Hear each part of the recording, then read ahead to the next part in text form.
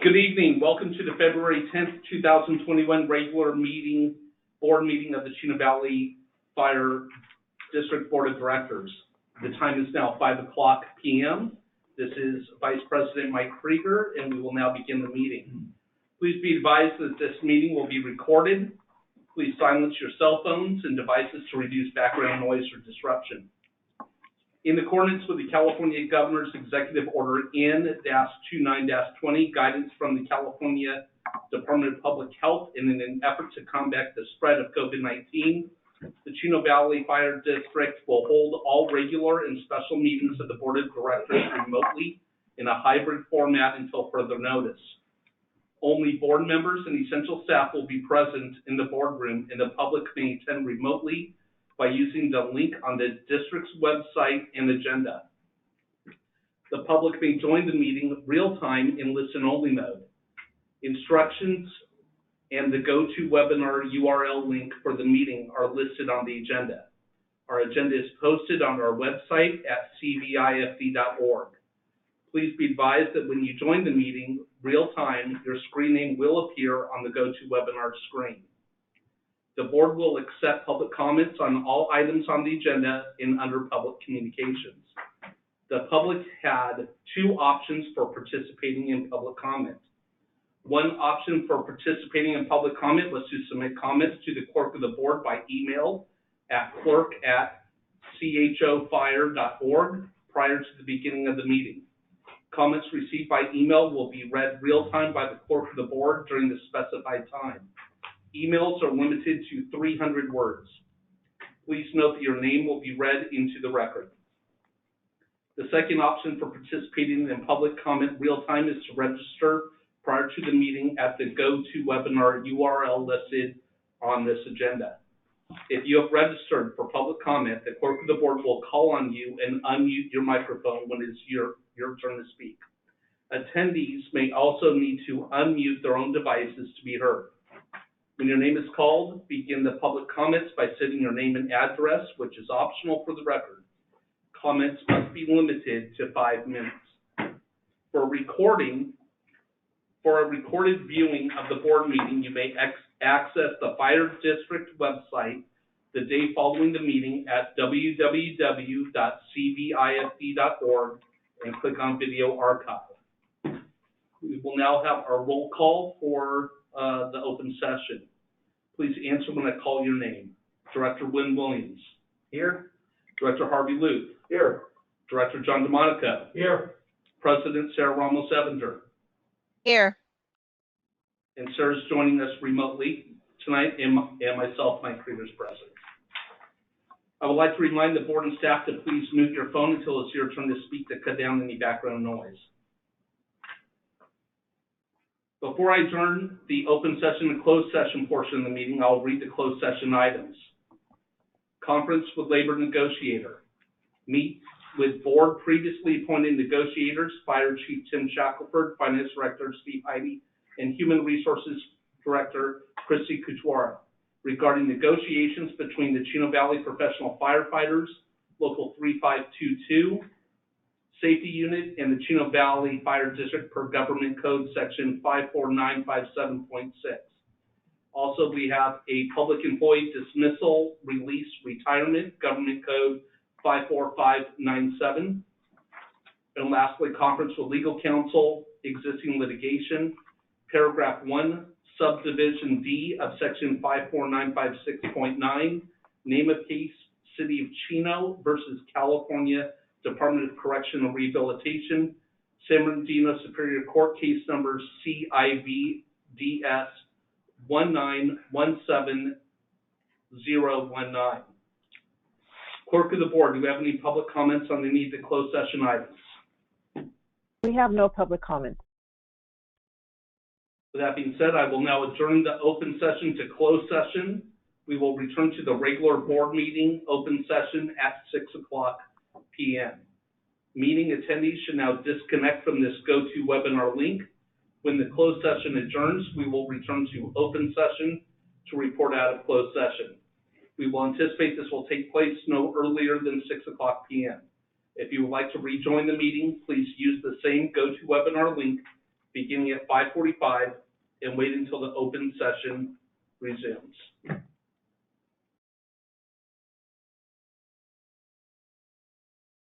Good evening. We're going to be reopening to open session. Welcome to the February 10th, 2021 regular board meeting of the Chino Valley Fire District Board of Directors. The time is now 6:00 p.m. This is Mike Krieger, Vice President. President Evinger is joining us remotely, so I'll be running the meeting tonight, and we will now begin the meeting. Please be advised that this meeting will be recorded. Please silence your cell phones and devices to reduce background noise or disruption. In accordance with California Governor's Executive Order N-29-20, guidance from the California Department of Public Health in an effort to combat the spread of COVID-19, the Chino Valley Fire District will hold all regular and special meetings of the Board of Directors remotely in a hybrid format until further notice. Only board members and essential staff will be present in the boardroom, and the public may attend the site and agenda. The public may join the meeting real-time in listen-only mode. Instructions and the GoToWebinar URL link for the meetings are listed on the agenda. Our agenda is posted on our website at cvifd.org. Please be advised that when you join the meeting real-time, your screen name will appear on the GoToWebinar screen. The board will accept public comments on all items on the agenda and under public communications. The public had two options for participating in public comment. Option one for participating in public comment was to submit comments to the clerk of the board by email at clerk@chofire.org prior to the beginning of the meeting. Comments received by email will be read real-time by the clerk of the board during the specified time. Emails are limited to 300 words. Please note that your name will be read into the record. The second option for participating in public comment real-time is to register prior to the meeting at the GoToWebinar URL listed on this agenda. If you have registered for public comment, the clerk of the board will call on you and unmute your microphone when it's your turn to speak. Attendees may also need to unmute their own devices to be heard. When your name is called, begin the public comments by stating your name and address for the record. Your address is optional. Comments must be limited to 5 minutes. For a recorded viewing of the board meeting, you may access the Fire District website the day following the meeting, that'd be tomorrow, at www.cvifd.org and click on the video archive. We'll now be doing roll call for the open session. Please answer when I call your name. Director Wynn Williams. Here. Director Harvey Luke. Here. Director John DeMonico. Here. Myself, Mike Krieger, and President Sarah Ramos. Here. Who's joining us remotely. Legal counsel, Isaac, could you please report out of closed session any item? Thank you, Vice President Krieger. So with respect to our 3 closed session items, we have one report out item, and that would be in reference to what's listed on the agenda as public employee dismissal / release / retirement, Government Code Section 54597. And the action taken by the board by a vote of 5-0 was to approve a CalPERS industrial disability retirement of 1 fire captain, and that's the only reportable action. Thank you, sir. If you'd all please stand and join me in the flag salute in honoring our great nation. Ready to begin? I pledge allegiance to the flag of the United States of America and to the republic for which it stands, one nation, under God, indivisible, with liberty and justice for all. Thank you. Please remain standing, and if Chaplain Henry Aguilar could please present the invocation. Good evening, everyone. Let us pray. Lord God, we come before you at the foot of your throne and ask in Jesus' name for your blessings to be upon the Fire District Board meeting. May your Holy Spirit bless our Board of Directors, Fire Administration, and firefighters. We pray for wisdom and direction and peace as the items and presentations of the agenda, on the agenda are discussed. We thank you for your continuous blessings upon our city and nation, and may we always look to you for guidance. Isaiah 30:21, whether you turn to the right or to the left, your ears will hear a voice behind you saying, "This is the way, walk in it." We pray these things in Jesus' name. Amen. Amen, thank you.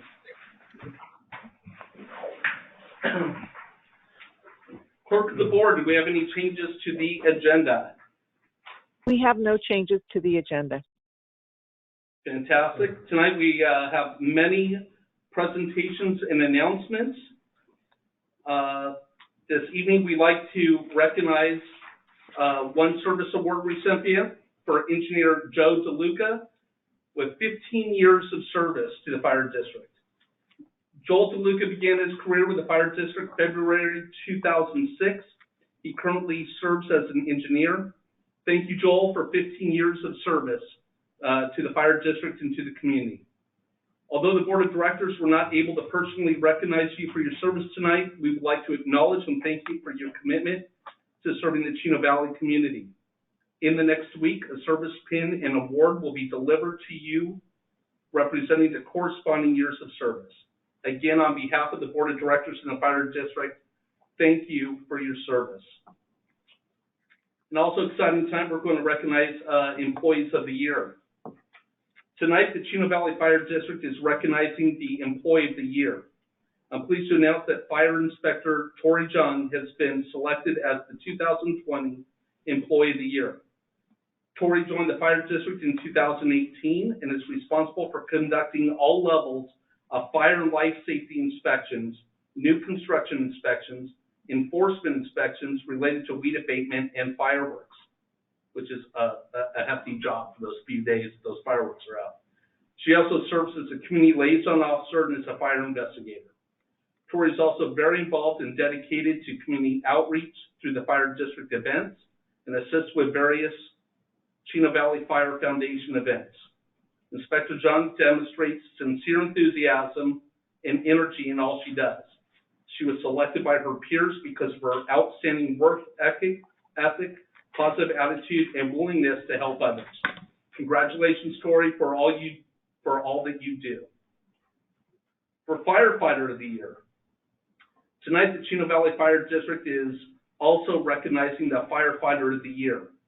I am pleased to share that we are recognizing all of our suppression personnel as the 2020 Firefighter of the Year. Despite the numerous challenges of the past year, all of you continue to do your jobs with faithfulness, integrity, respect, and excellence. Congratulations to all of our suppression personnel on this well-deserved honor. Also tonight, we're going to honor some people for our Fred L. Burns Award recognition. The Fred L. Burns Community Service Award was established in 1993, honoring the late Fred L. Burns as the first award recipient, recognizing him for a lifetime of extraordinary service to the community. The award has since been presented to individuals in the Chino Valley who have made significant contributions to the Chino Valley Fire District in the area of furthering the district's mission statement and or who have made a significant contribution to the Chino Valley community in the area of community service in support of public safety. The Chino Valley Fire District is proud to recognize two recipients this year as the 2020 recipients of the Fred L. Burns Community Service Award. Both award recipients were instrumental to making the Chino Valley safer by dedicating their time and effort to community awareness, outreach, and education. Our first award recipient is Charlie Blank. Mr. Blank has demonstrated outstanding support in keeping the community fire safe and has been a member of the Carbon Canyon Fire Safe Council for 12 years, serving as the council's president for 10 of those years. He has been instrumental in preventing and minimizing the devastating effects of wildland fires through the biannual brush removal program that eradicates up to 3 tons of dead brush per season. He has helped organize multiple wildfire awareness fairs, staffed information booths at community events, and spearheaded the removal of invasive plants in the creek area of the Summit Ranch neighborhood. He was instrumental in the designation of Carbon Canyon as a fire-wise community and serves as a liaison between the Fire District and the Fire Safe Council. Congratulations, Charlie, for receiving the Fred L. Burns Community Service Award, and thank you for your service to the community in support of public safety. And at this time, Charlie, we'd like to know if you have a few words you'd like to share. Just a few. Thank you, Mike. I am truly humbled and honored to receive this award. I'd like to thank the committee for seeing fit to honor me. I'd like to also thank the people that are on a Fire Safe Council with me. And I hope to continue to serve my community and in so doing, honor the memory and legacy of Fred Burns. Thank you. Thank you very much, Charlie. Our second recipient tonight is Peter Piratano. Mr. Piratano has demonstrated outstanding support and dedication in the Fire District's efforts to increase survival from sudden cardiac arrest and trauma, and has donated his time and attended multiple training and donating events where he speaks with community members in the business community, promoting the need for public access medical equipment. Mr. Piratano has also made multiple donations to the Chino Valley Fire Foundation so that automated external defibrillators, or AEDs, and trauma kits could be installed at no cost to local businesses and community groups throughout the Chino Valley. The installation of the donated AEDs and trauma kits have helped the Fire District develop a more ready and resilient community in response to sudden cardiac arrest trauma. Congratulations, Peter, for receiving the L. Burns Community Service Award, and thank you for your service to the community in support of public safety. And at this time, Peter, do you have anything that you would like to say?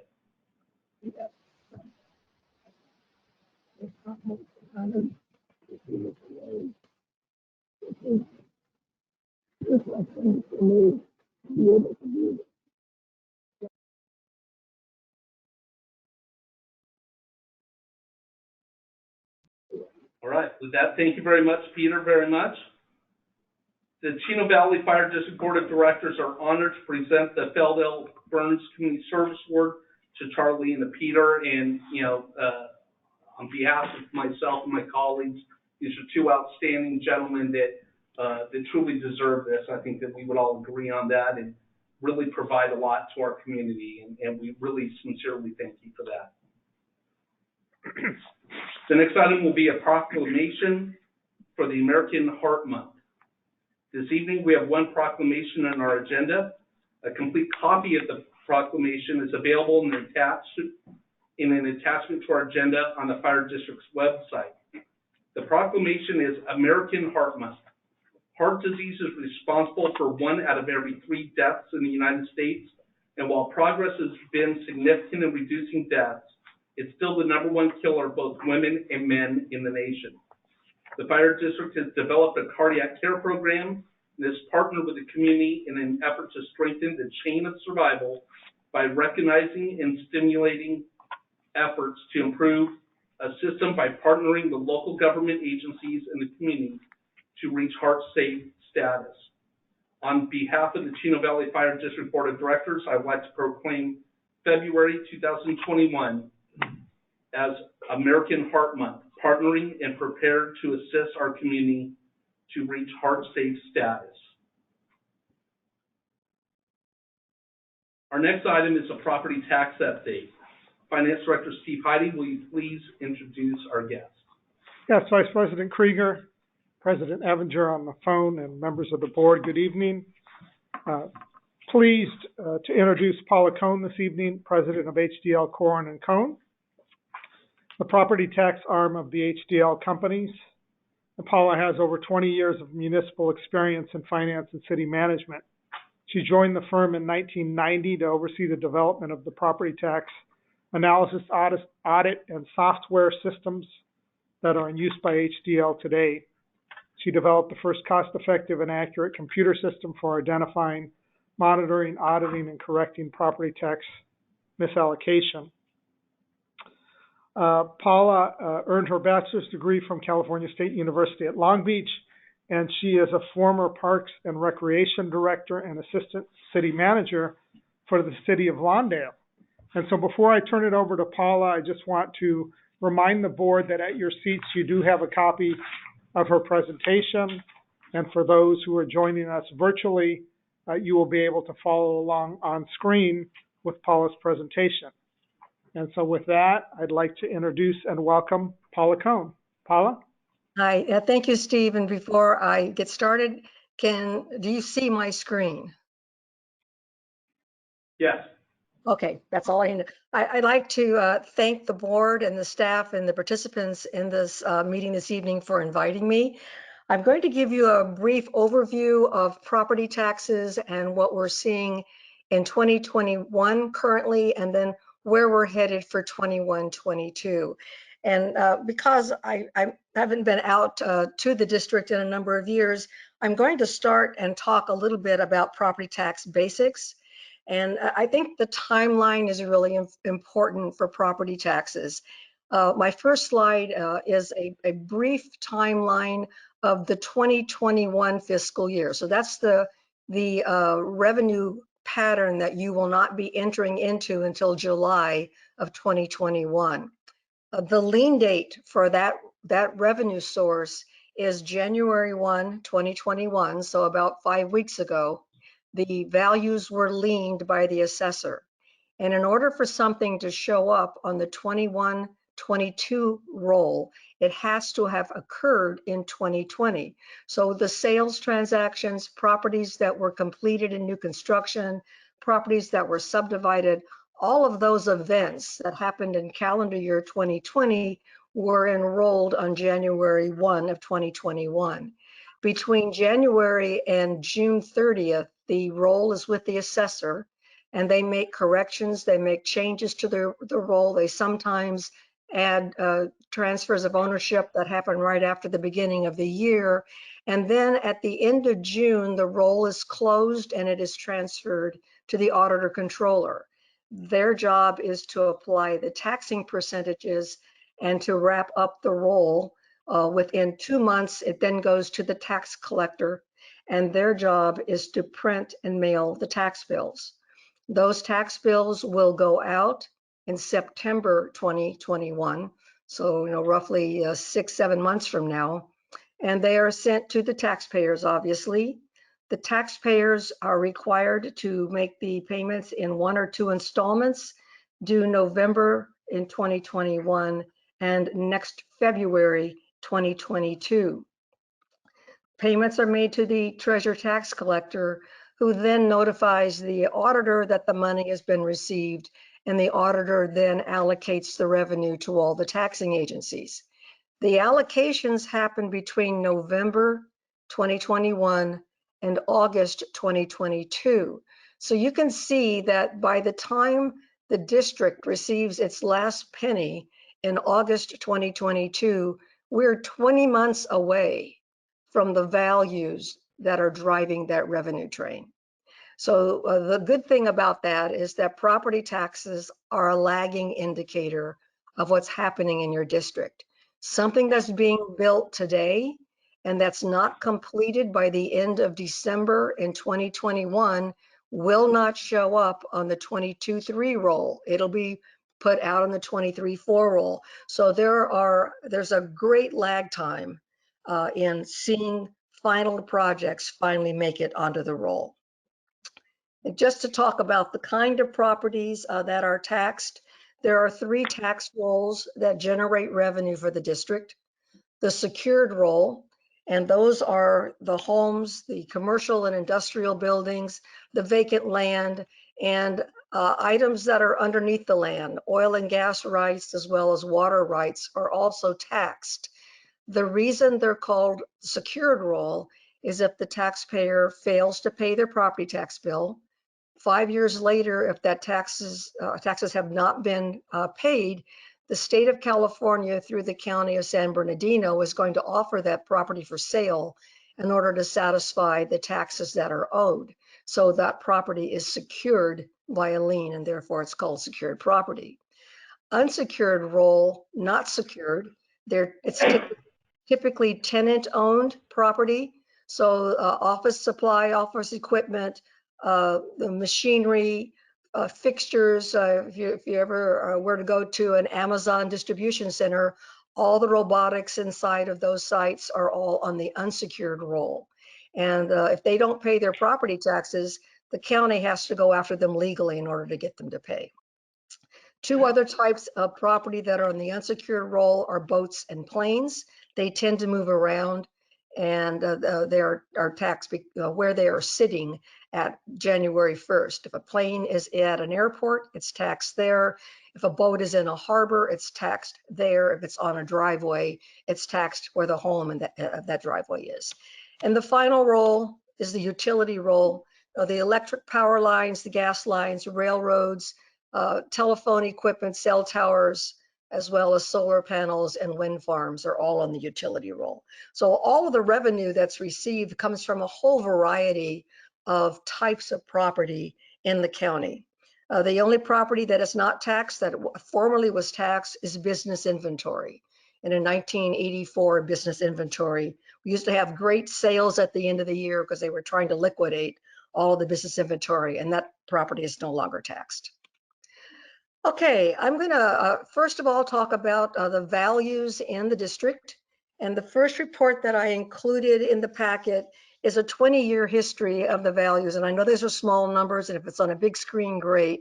Over the past 20 years of the value reported in the Chino Valley Fire District, the average growth has been 6.81%, and that is on the very bottom line above the bar graph at the bottom that shows the average percent change.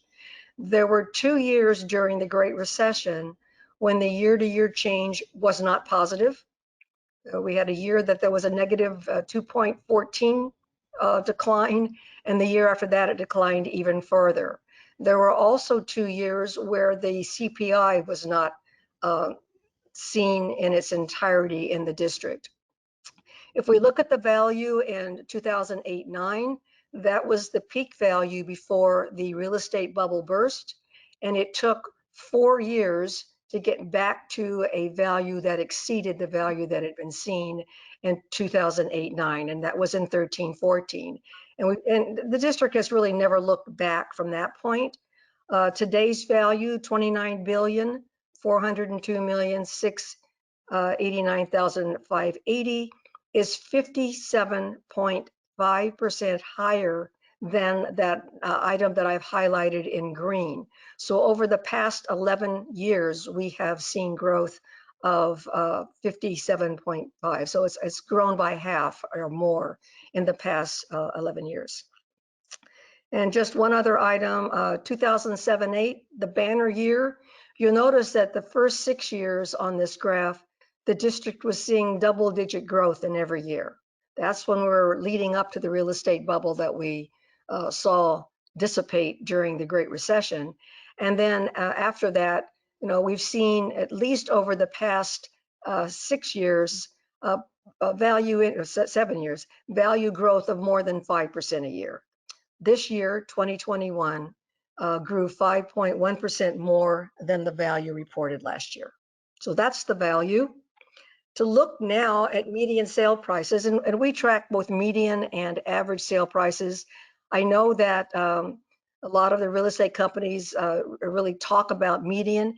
Median is that middle home. So in the case of 2005 here, you had 1,779 pieces of single-family home properties sold. The very middle one, somewhere in the 800 to 900 range, was the one that sold for $535,000 in 2006.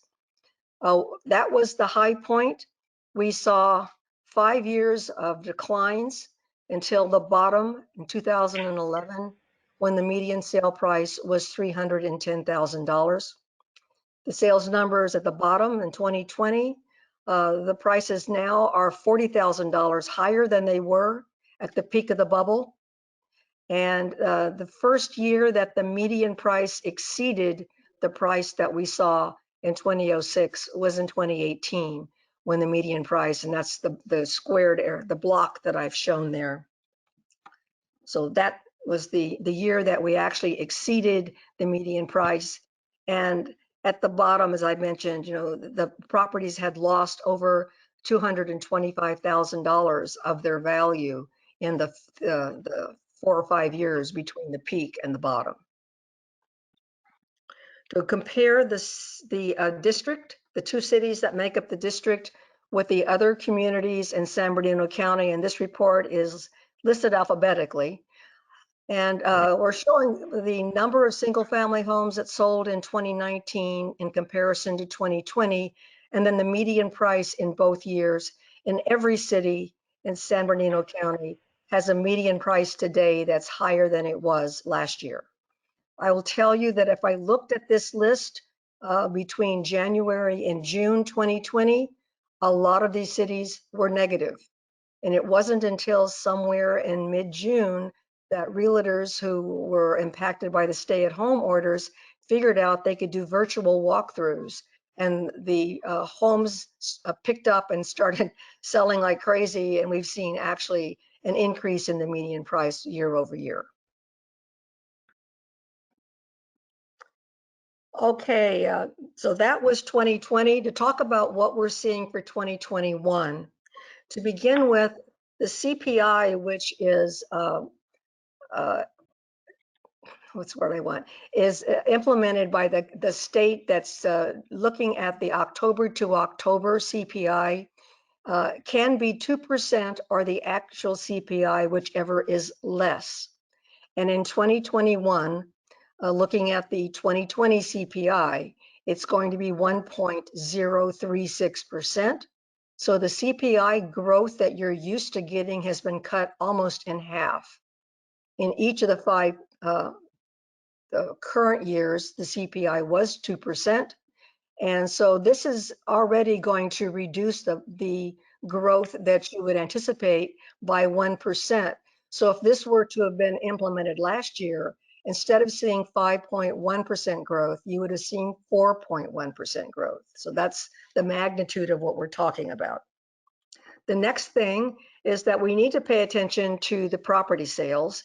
And as I showed on the report, the median price, single-family residential properties aren't the only properties that are selling.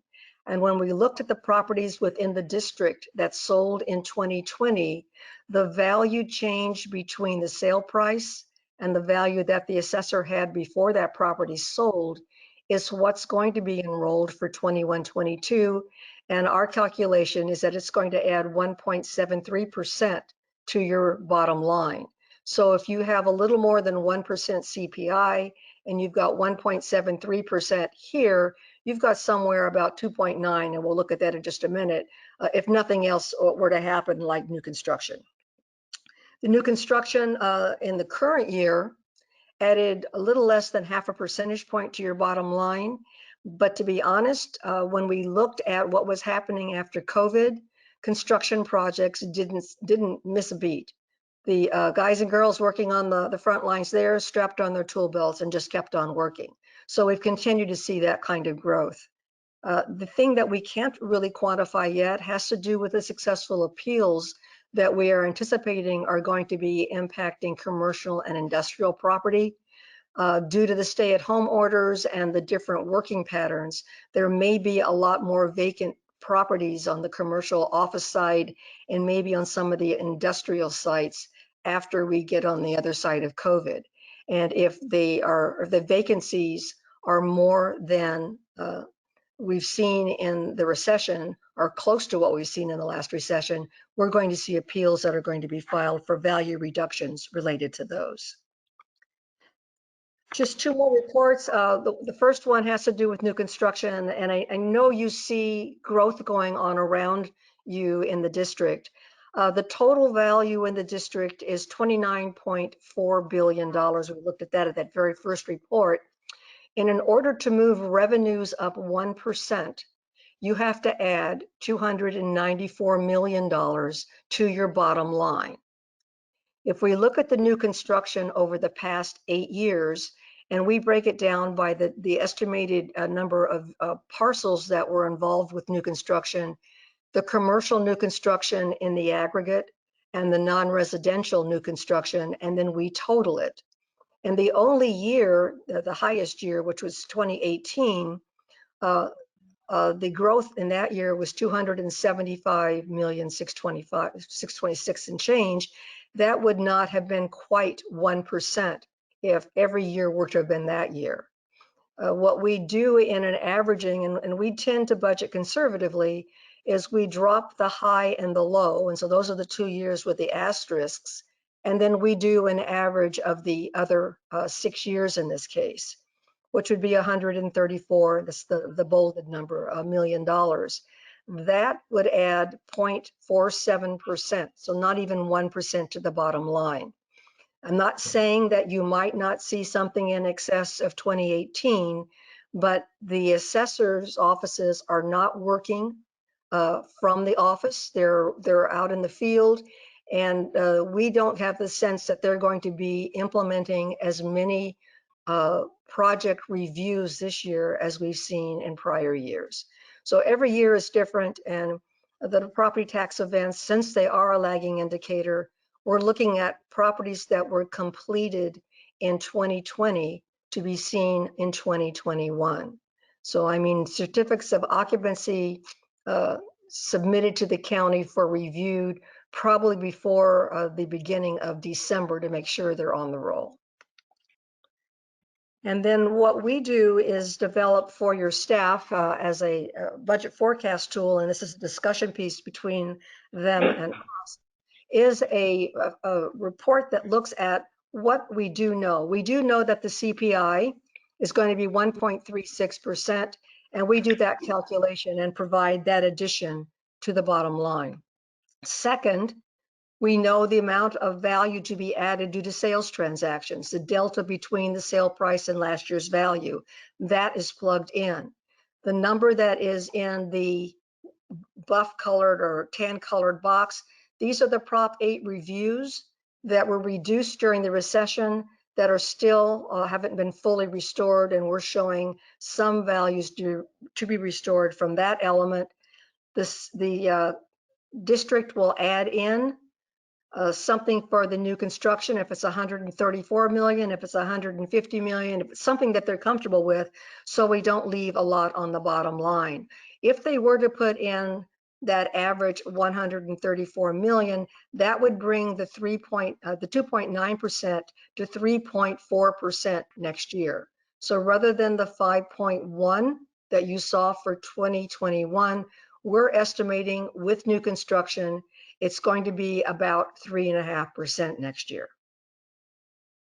So we're not talking about the negativity you saw during the Great Recession, but we do not see the same robust growth that you're used to seeing over the past 5 or 6 years because of COVID.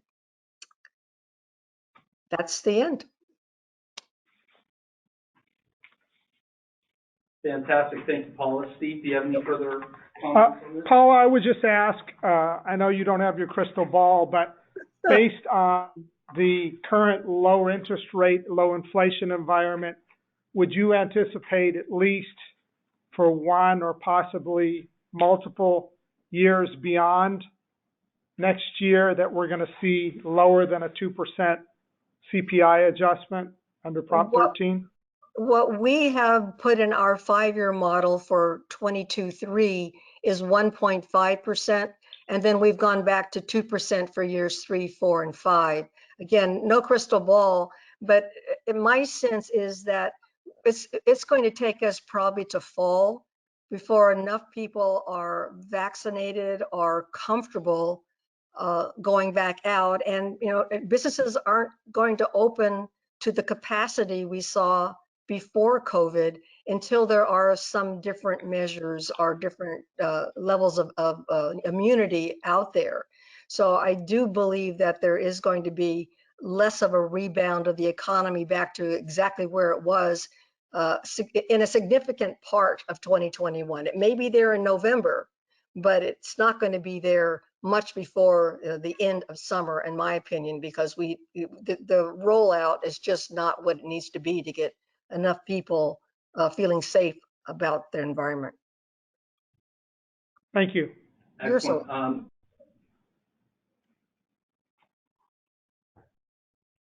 Okay, this time, this is the time in, is this for public comments on this, or can we discuss this? Public comment, and then you can discuss.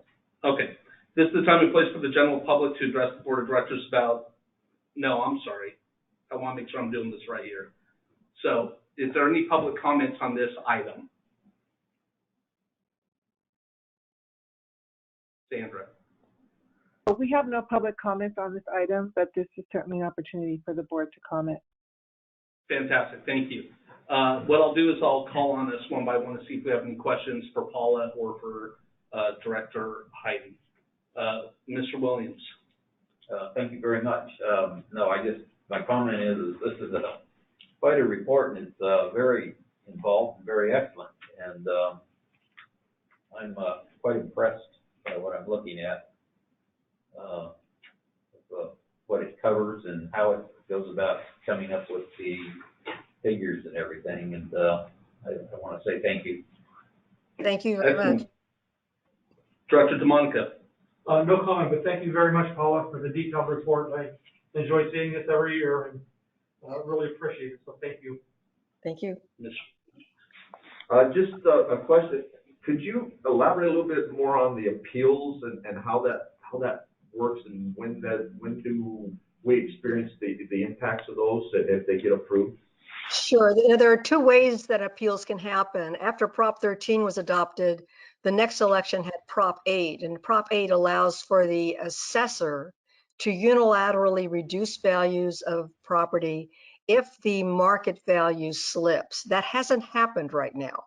Property home sales are still selling at record amounts. However, if someone feels their property is overvalued, they can file an appeal. If the assessor staff and the individual filing the appeal can agree on a lower number, that appeal is stipulated for a reduction and life goes on. If that doesn't happen, then they ask that it be scheduled to an assessor's appeals board, and that appeal has to be heard within 2 years of its filing.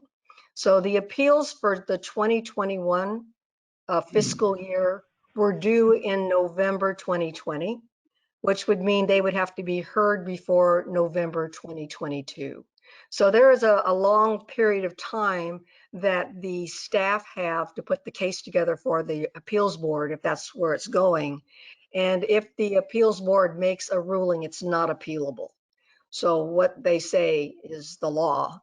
And a lot of the people are probably going to be filing for an appeal due to an economic downturn or something that's caused their profitability, their income stream to be diminished. Therefore, they feel their property is not should not be valued where it is. So then, if there's appeals, when would that, if there were appeals and reductions, when would the district see the effects of that? As a district, one other shoe to drop here. Appeals that result in a reduction, such as a taxpayer refund mid-year, are pooled countywide. So they don't hit you directly. You share in the refunds that are paid in every jurisdiction in the county, whether it's in Ontario, in Big Bear Lake, or in Chino Hills. However, the following year, when the value is lower and it is enrolled in your district, it belongs to you. So it would be probably 2 years or more before the majority of these litigated appeals would actually show up as reductions. Okay. Yeah, as my colleagues have already mentioned, thank you. It's very detailed, very thorough, and I appreciate your work. Thank you. Thank you. I'll go next. Who sets the CPI for the state? The state does, and it's all wage earners, and it's in October, right? It's going to be October of 2019 through October of 20 for the 21-22 fiscal year. So they're looking last year in October of 2019, COVID hadn't hit the US yet. But by the time we got to October of 2020, we were in the throes of the pandemic, and had been there for 6 months. So that was what truly impacted the majority of the CPI. So it's yes, all wage earners, state of California. Excellent. I as well just want to thank you for this report and the explanation of the lag that we have in receiving the property tax dollar amount and how long it truly takes and how it can impact us for the future. President Ebinger, do you have any questions? I don't have any questions. I do want to thank Paula, though. We appreciate you joining us again. Thank you. Thanks so much. With that, Paula, we want to thank you very much. I don't believe we have to take a vote on this at all. Is that correct? That's correct. Excellent. Thank you again, Paula, and thank you, Steve. Thank you. Okay, now we'll get back on track where I started to go before. Public communications. This is the time and place for the general public to address the board of directors about subjects that do not appear elsewhere on the agenda. The public may address items on the agenda at the time addressed by the board. Due to board policy and Brown Act requirements, actions may not be taken on any issue not on the agenda.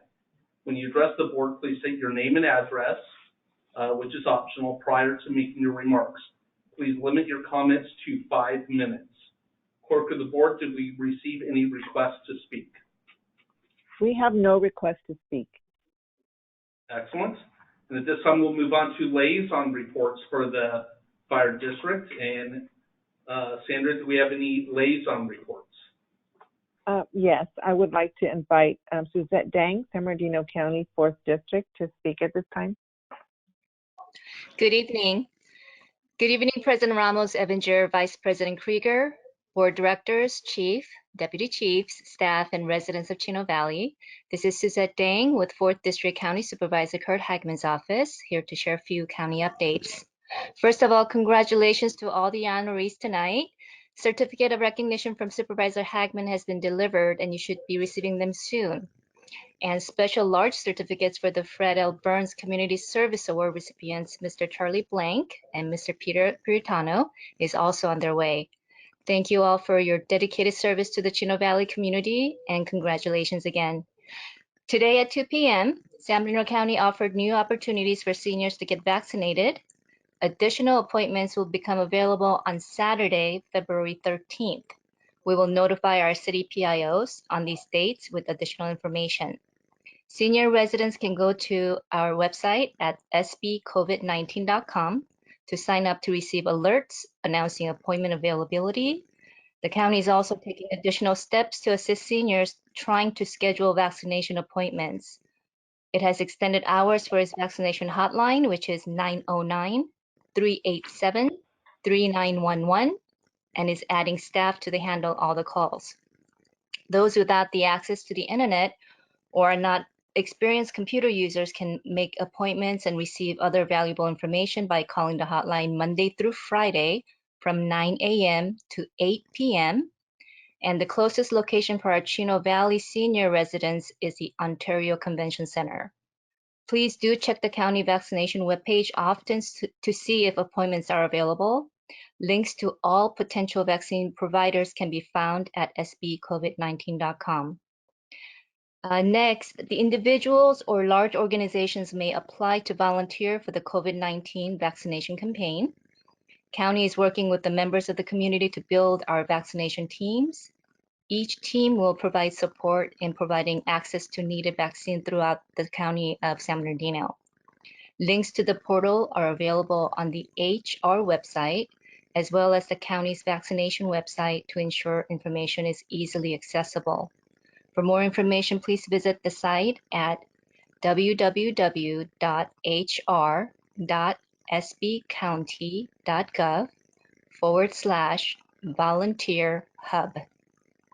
And lastly, I'd like to let you know that San Bernardino County will become the first Southern California Topgolf location. Over 4 years ago, Chairman Hagman came up with the idea of using the land for a golf-oriented attraction. The county and Topgolf entered into a 20-year lease agreement in 2019, but delayed by the COVID-19 pandemic. The deal is now set to go forward with the construction activities beginning this month, and completion is anticipated for early 2022. The agreement will bring in more than $625,000 a year to support the county's system of regional parks. In addition to the jobs that will be created during the construction, Topgolf will be hiring more than 400 employees once the venue is completed. And that is it for today's report. Thank you, everyone, and stay well. Thank you, Suzette. Thank you, Suzette. Mayor Pro Tem Mark Lucio from the city of Chino is listening in. However, he won't be providing a report this evening. Councilmember Art Bennett, City of Chino Hills, was unable to attend. However, he did submit a report to the board, which has been distributed to our board members, and also we have that document available to the public if anyone would like to review it.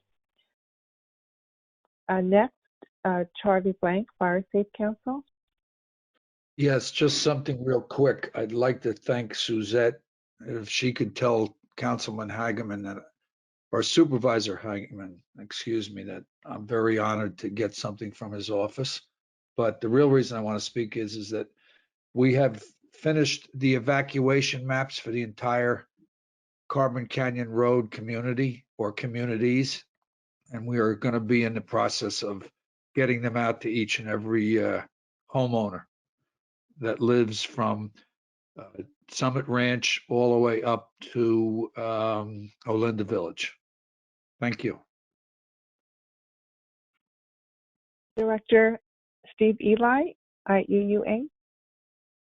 Thank you. Good evening, Madam President, Mr. Vice President, staff, rest of the board. Appreciate the time. Congratulations to the Fred Burns winners. That's both very, very well deserved. I appreciate you doing that. Really just wanted to stop by and say hello and just update on a couple of things. First, we have in fact begun construction on our enhancements to Regional Plant 5 off of Kimball, and that will be ongoing for several years. It's an over $400 million project, and I know our staff is working well with yours in making sure that everything's built properly into code and the like. It's going to add enough capacity, about another 10 million gallons a day of capacity for the growth in the preserve as well as the Ontario Ranch area. And then one more thing, I noticed you're experiencing a lot of the same things we're experiencing with senior staff retiring, and we are having the same kind of issues with institutional knowledge going. So I would say that a lot of special districts are experiencing that, and it's unfortunate, but we just have to marshal on as people retire, and especially for your folks, I know it must be difficult. We've been operating pretty well under the COVID restrictions, and while our frontline people are not quite in the same job descriptions as yours, wastewater treatment operators are certainly frontline employees, and we recognize and support them just as you recognize and support your staff. So our districts are coterminous, mine and yours, and look forward to continuing to work cooperatively. Thanks. And that concludes our liaison reports. Fantastic, thank you. We're now going to move on to the consent calendar, which is items 1 through 7. Clerk of the board, did we receive any public comments on the consent calendar? We have no public comment. If any board member wishes to pull an item from the consent calendar for discussion, please state your name and item number you wish to pull. I would like to pull number 6, please. Number 6, Director DeMonico. Nothing. Director Luke. Nope, nothing. President Evinger. Nothing. Do we do the full vote first or pull the item first? We do all this. Yep. Okay, so the motion to we'll need a motion to approve items 1 through 7 minus item number 6, not item number 6. Director Motion Lewis, to would you- approve. We'll do a motion by Sarah, I'll second. second by Harvey. We'll call for a roll call vote. Director Williams, Yes. Director Luke, Yes. Director DeMonico, Yes. myself, yes, and President Evinger. Yes. Okay, item number 6, board meeting travel authorization to attend conference meeting or training. Director Williams. Thank you very much. I just have a question now. We haven't had any meetings or travel or anything because of the COVID. Is that correct? That's correct. Okay, so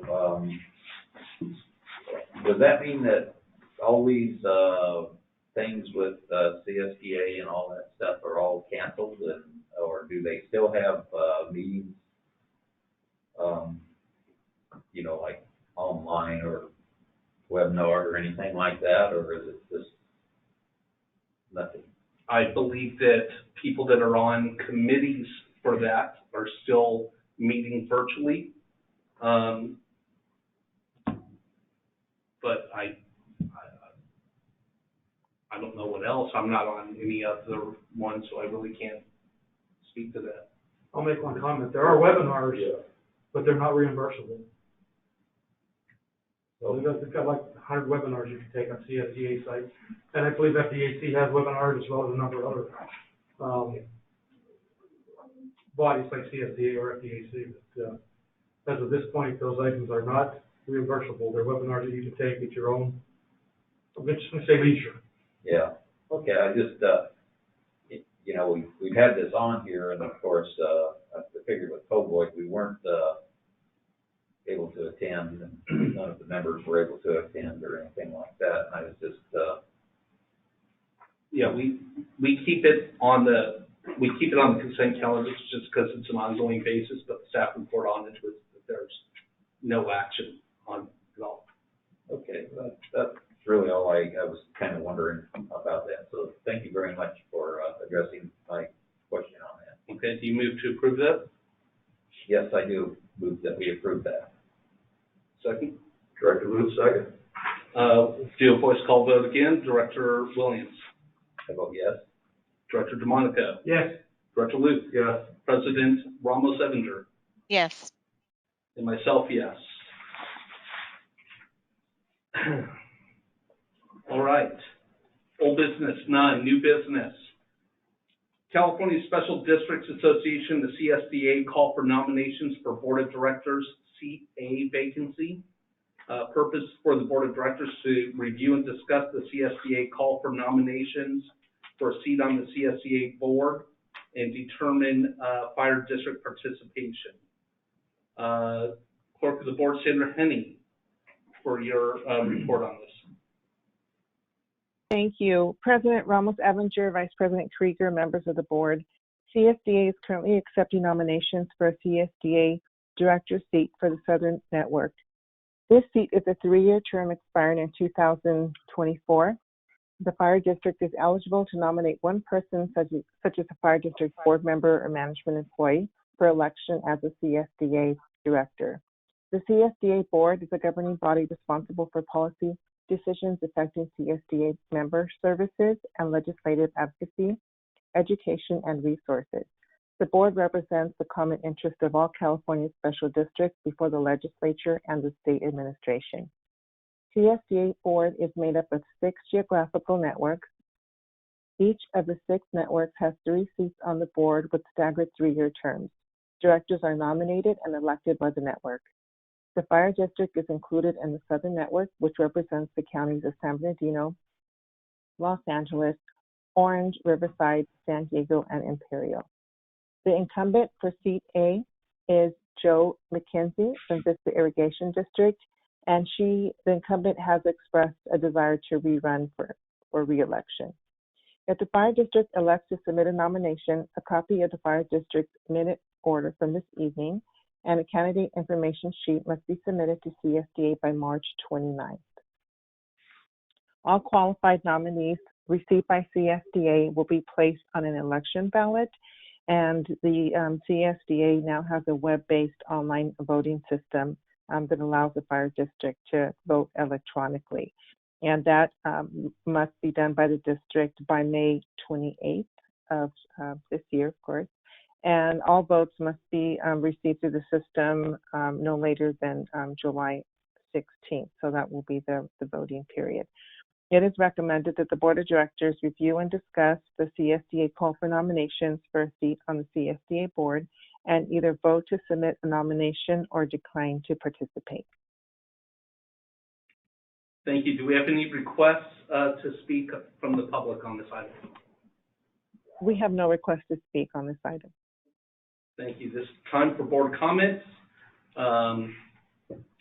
Please make your questions or remarks when I call your name. Director Williams.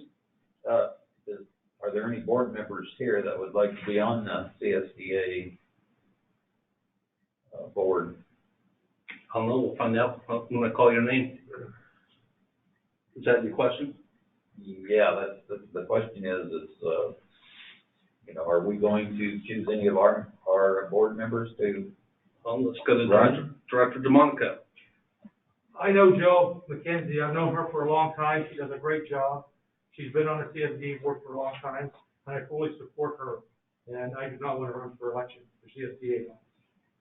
Excellent. Director Luth. I would concur with Director DeMonico. Thank you. I concur as well. President Evinger. Yes, she does a great job for us, so I agree that we should continue to support her. Okay. Sandra, do we need a vote on this to decline to participate if that's our desire? Yeah, no vote is required. Right. It doesn't sound like that anybody wants to move forward in doing that. Is that correct? Speak now, forever hold peace.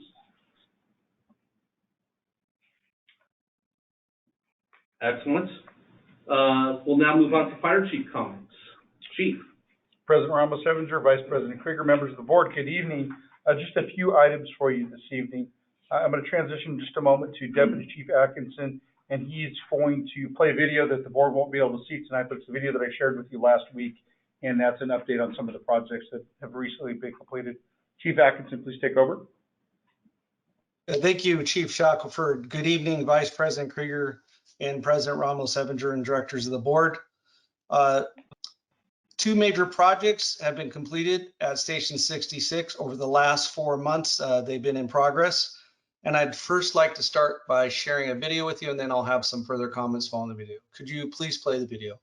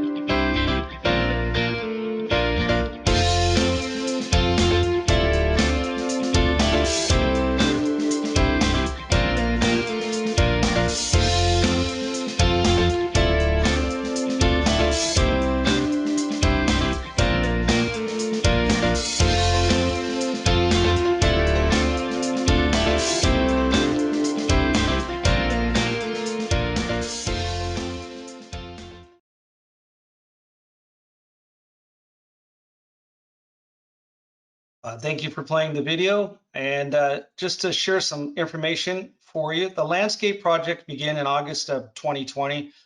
The district applied and received approval for the rebate from the SoCal Water Smart and Metropolitan Water District of Southern California.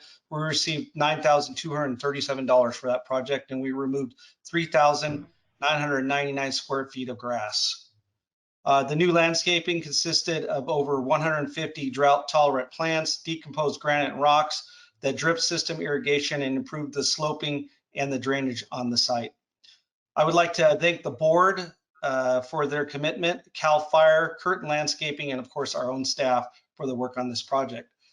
To follow up with Station 66, the remodel consisted of over 7,000 square feet of solid surface luxury vinyl planks throughout the fire station, as we saw in the video. The complete bathroom remodel was initially one large bathroom, and now you saw we have 2 individual bathrooms, with one of those bathrooms currently meeting all ADA requirements. Again, I would also like to thank the board for their commitment to the project, WLC Architects, the contractor, our dependable, and of course our staff. And that's the end of my comments. Thank you very much. Thank you for that report tonight, Scott, and thank you to your staff for the efforts with that. And also thank you to our IT staff for putting together that video that was shared this evening. Continue with comments. District personnel assisted in vaccinating the public at the San Bernardino County vaccination event at the Auto Club Speedway on February 2nd. And under upcoming events, on February 15th, our administration office will be closed in observance of President's Day holiday, and a special board meeting workshop is scheduled for March 2nd and March 3rd here at the Training Center. And that concludes my comments for this evening. Fantastic. Thank you, Chief. Now it's the time for board comments. Can I ask the Chief a couple? Oh, yes, I'm sorry. Go ahead. We got an update on our new hires? No new update from last month. They're still in the background process, but we are on target for the March 15th start date. Fantastic. Thank you. You're welcome. Fantastic. I have a question also, Chief. Go ahead. Have all our personnel been vaccinated now? No. So the vaccination has been offered to all of our suppression personnel and our staff administration through a variety of means, through the incident management team and also through some other means. I'm not sure on the current numbers of that process. It's voluntary on their part, but we have had a number of personnel that have opted to be vaccinated. So you've had some that have opted out then? There's some that have not, yes, they have declined or have not moved forward with the vaccination process. That's correct. So they didn't get it because they didn't want it, not because it's been offered to all of our personnel. Available. Yes, yeah, it's been offered and available to them, and they have, for a variety of reasons, decided not to participate in that process.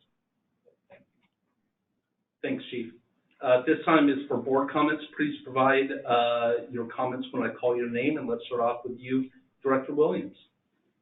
Yes, thank you very much, and I appreciate your letting me know that I will be on the agenda for the next meeting. I want to thank you a lot for that. I want to congratulate the recipients of the awards, and I thought that was a good thing to give all the personnel the firefighter of the year and that type of thing. I think that is a very good thing. And I think that we're going to get through this pandemic here, hopefully, in good shape. I personally will be going tomorrow to get my vaccination, and hoping everything works out on that. And I'm glad that all our personnel I hope they're all healthy now and everything's going good for them. And so that's really about all I have to say, and thank you very much. Thank you, Director Williams. Director DeMonico. Yes. I attended, or rather, I listened in on a number of meetings, because you can't really attend. But I did listen to the Chino Council meeting, Chino Hills Council meeting, IEUA meetings, and the Board of Supervisors meeting.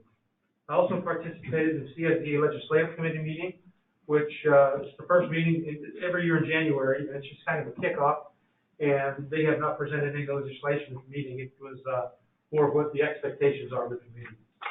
I'd like to congratulate our recipients. Joel, thank you for your 15 years, and our firefighters, our employee of the year. Corey, thank you so much.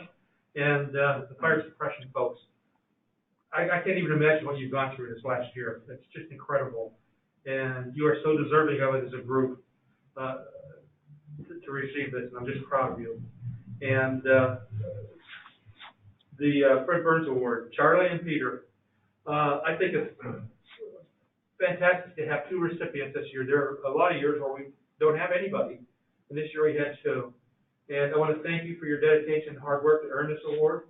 And gosh, I don't know what else to say, but thank you. Thank you. Director Luke. Thank you. Attended again remotely several meetings, San Bernardino Airport Commission, ASBCSD meeting, a couple of Chino Hills Council meetings, a Chino Council meeting, supervisor meeting for San Bernardino County. Let's see what else is on here. We had a policy, President Ronald Senator and myself had, with some staff, we had a policy review meeting. Let's see here. I also attended, it's not a liaison, but Chino had a sphere of influence meeting, and I attended that, and I will continue to stay involved with that. It's important to the district what may happen or not happen in what's the sphere of influence, which is basically the county lands that are around Chino or in pockets of Chino.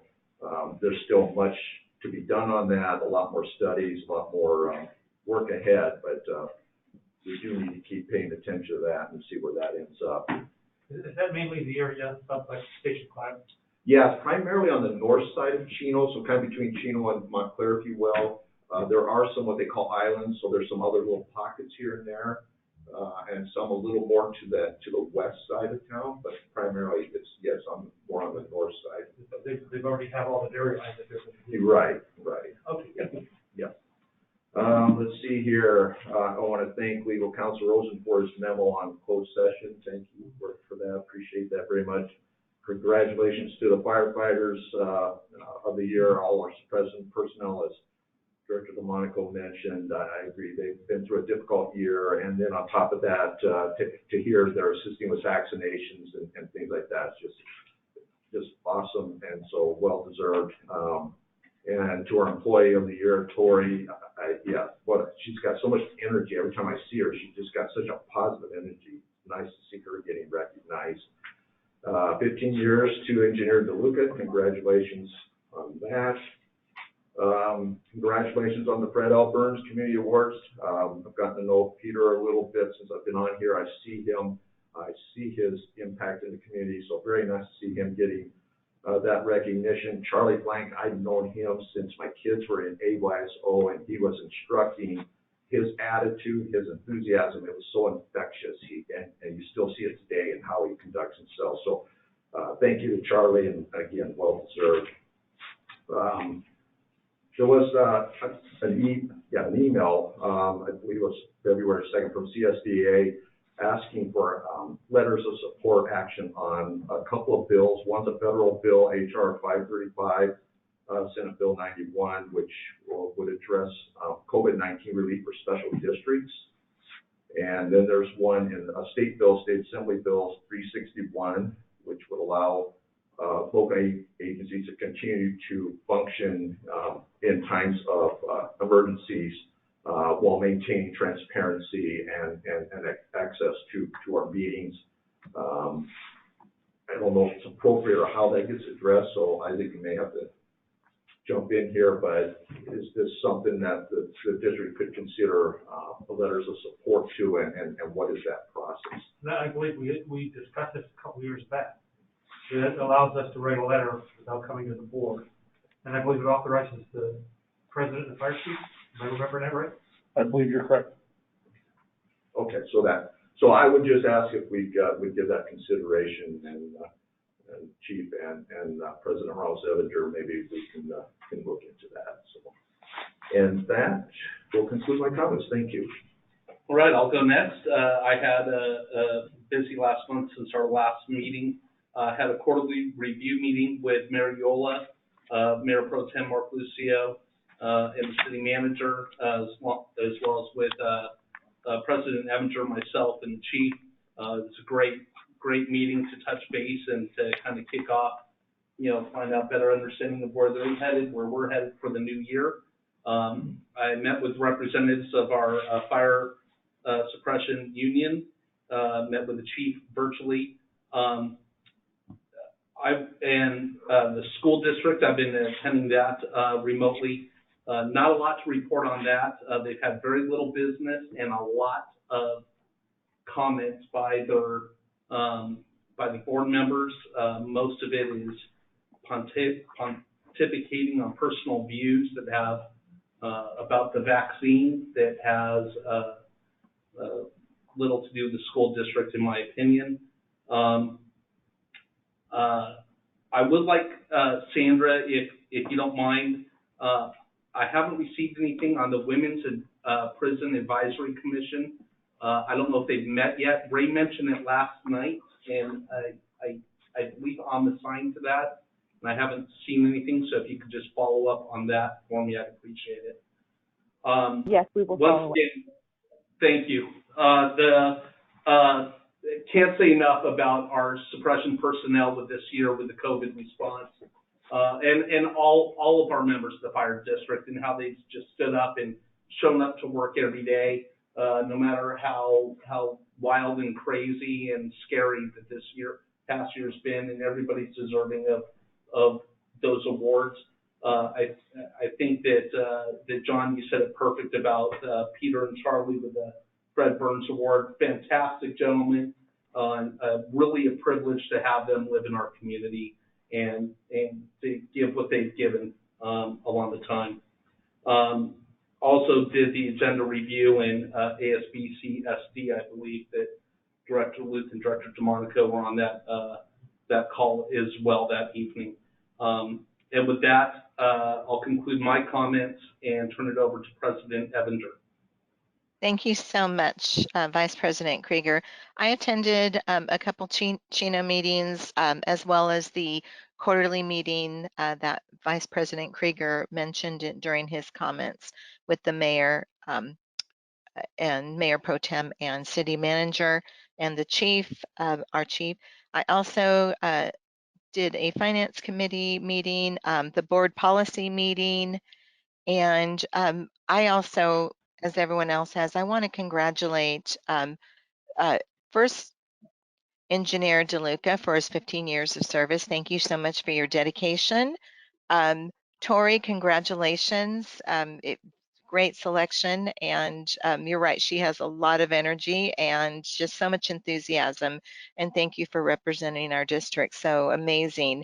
And as well as our suppressions personnel, they've done such an amazing job. Everyone in the district has worked very hard to serve our community during these challenging times, and congratulations, and we really appreciate you. And as far as Charlie and Peter, I've had the pleasure of working with both those gentlemen personally, and congratulations, gentlemen. It is very, very well deserved, and we appreciate your contributions to our community. And with that, I'm just gonna, I also did the CSTA professional membership meetings this last month as well. So with that, I'm going to conclude. Wishing everybody a happy Valentine's Day, and thank you for everything. I appreciate your support. Thank you, President Evinger. I forgot to mention one thing with the Chino Hills City Council and the City of Chino Hills. Harvey, you mentioned that with the City of Chino, you've been attending the Sphere of Influence. What was that called? Was it the Sphere of Influence? Yeah. I think when we see these things come up as a board, it's important for us to really take a look whenever there's anything that has to do with housing, that we all kind of really pay attention to that. And the City of Chino Hills also has housing element workshops that they've been doing publicly. There's another one coming up on February 16th at 7 o'clock. There's a lot of misinformation that gets put out on social media about these kinds of meetings, that people think that the cities are building houses. Well, cities don't build houses, and they don't put it on public land. That's done by people that privately own land and have developers do it. So I think it's important that we all stay up to date on this stuff, whether we're assigned to the city council for those cities or not. So I would encourage everybody just to, my fellow board members, to really pay attention to these housing elements. I think it really does impact the fire district greatly for years to come. And just to comment on that is, I don't know if we can sign up for notifications or not on those meetings, but if we don't go on their website, we don't know if they call the meeting. Because this is the first I heard about the sphere of influence meetings. Yeah. I would have liked to have tuned in to listen in on those as well. I'll tell you what I'll do is when I see it with the city of Chino Hills, I'll notify you guys and let you guys know. If Harvey, if you could do the same for the city of Chino, if there was something interesting that a meeting coming up, that you could just drop us an email. Yeah, I'm assigned to Chino Hills with you, but if I see something that would say for all of us, if we see something, that's a good idea. And I'll do the same if I see anything that comes up. I just think it's really good information for us to be updated on and to have. With that, we will adjourn the meeting. The meeting will be adjourned to a regular meeting of the Board of Directors of the Chino Valley Independent Fire District to be held Wednesday, March 10th, 2021. Thank you.